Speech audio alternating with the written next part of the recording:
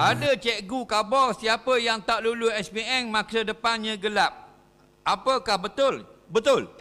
Ada cikgu khabar siapa yang tak lulus SPM masa depannya gelap. Betul. Apa yang betul? Masa depan cikgu itu gelap.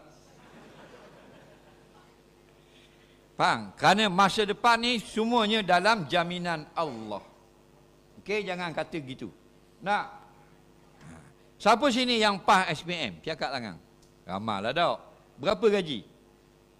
Awak PAS SPM tak? Tak kerja lagi. Nanti rasa-rasa berapa gaji? Lebih kurang 2,000. Orang yang paling tinggi gaji dalam Terengganu 3 orang. Tiga-tiga ni tak ada SPM. Nah, nombor 1 perempuan. Berapa sebulan? 450,000. Orang Terengganu. Tak ada SPM. Okey? Jadi bukan suruh tak mampu SPM, bukan. Nak khabar rezeki bukan SPM.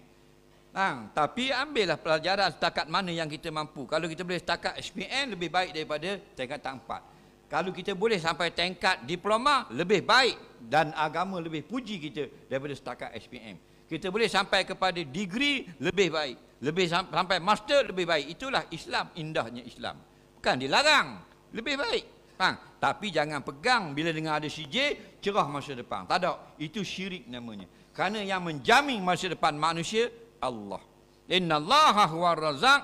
Sesungguhnya Allah, dia seorang saja yang beri rezeki, bukan CJ. Kalau CJ boleh beri rezeki, wajib letak depan sejadah, sembah dia 5 kali sehari.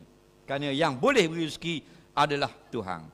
Kalau CJ boleh beri rezeki, CJ adalah Tuhan. Faham lagi?